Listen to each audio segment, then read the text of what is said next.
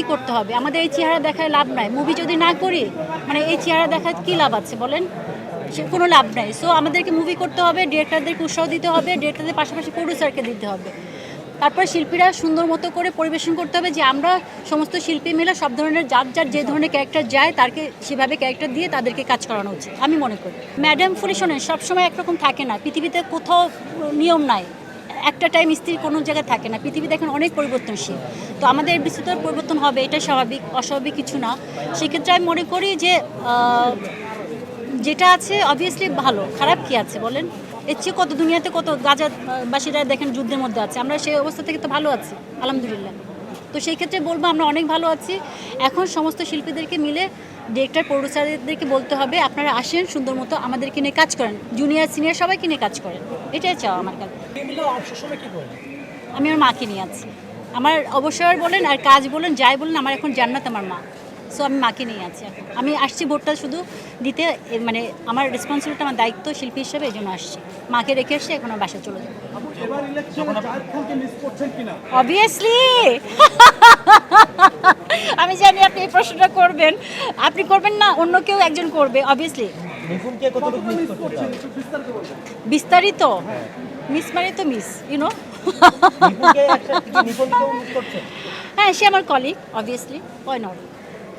Madam fully যখন release হয় হ্যাঁ, তখন তার মানে তখন আপনি হলে রিলিজ হলো তখন তার ঘটনা যদি বলতেন যে ম্যাডাম ফুলি যখন আপনি পুরানো কথা আসলে কেউ শুনতে চায়।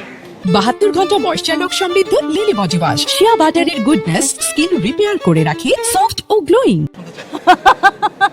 আচ্ছা, যাই হোক, পুরানো কথা যদি শুনতে চায়, ম্যাডাম ফুলি যখন আমি রিলিজ হয় তখন বাংলাদেশের 4টা পিক মানে লাইক অনেক বিগ বাজেটের মুভি ছিল আমার ম্যাডাম ফুলির সাথে। তো তখন আমার কোনো টেন্স হয়নি, বিকজ আমি এসেছিলাম বাসা থেকে পালিয়ে, মানে আমি একজন নায়িকা হওয়ার জন্য, একজন অ্যাক্ট্রেস হওয়ার জন্য।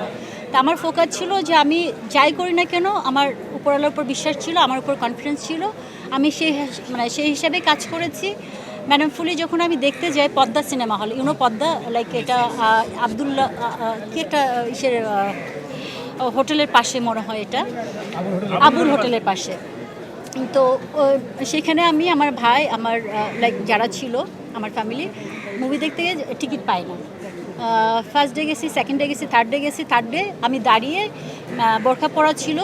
তো ওই দিনের অনুভূতিটা আসলে পৃথিবীতে, আমি মা হইনি, মায়ের স্বাদটা আমি জানি না, তবে আমার মাকে আমি ফিল করি যে আমরা 11 ভাই বোন, আমার মায়ের কাছে আমরা মানে 11টা হলে কি হবে, সবাই একরকম ফিল করে। তো একটা সন্তানকে একটা মা যেরকম ফিল করে, তা আমি আমার মায়ের এক্সপ্রেশন দেখলে বুঝতে পারি। তো সেই ক্ষেত্রে আমার ওই ফিলটা ছিল। একজন শিল্পী হিসেবে আপনি যা পেয়েছেন, মানুষের ভালোবাসা বা সব কিছু, বা যে ক্যারেক্টার করেছেন সব কিছু থেকে আপনি তৃপ্ত? Enough is enough. আল্লাহ যদি এরপরে কিছু চায় আমাকে, আর উনি করবে না। জীবনে কি আর কিছু করতে চান সংস্কৃতি সেক্টরে, বা কোনো যদি আকাঙ্ক্ষা থাকে সেইটার কথা যদি জানাতে চান অডিয়েন্সকে, যেটা জানানো যায় আসলে? আমি মানুষকে ভালোবাসতে চাই, এটা আমার চাওয়া। একটা প্রশ্ন ছিল, ম্যাডাম ফুলির জন্ম আর ম্যাডাম ফুলির জন্মদাতার ইতিহাস বা তার কথা মনে পড়ে কি? আল্লাহ, এটা বললে কান্না আসবে। কান্না আসলে সবসময় আসে, মানে শহীদ ইসলাম খোকন স্যার, যিনি আমাকে এই জায়গাটা, সিমলাটা, মানে যে নামটা ধারণ করেছি, ওনার পরিবার, ওনার ওয়াইফ এখনও আমার এই জায়গাটাতে আছেন। উনি আমার অনেক অনেক ভালো লাগার মানুষ, অনেক ভালোবাসার মানুষ, এখনও তাদের সাথে, তাদের পরিবারের সাথে আমার ভালো সম্পর্ক আছে। খোকনবার জন্য অনেক খারাপ লাগে, অনেক খারাপ লাগে। 72 ঘন্টা ময়েশ্চার লক সমৃদ্ধ লিলি বডি ওয়াশ, শিয়া বাটারের গুডনেস স্কিন রিপেয়ার করে রাখে সফট ও গ্লোয়িং।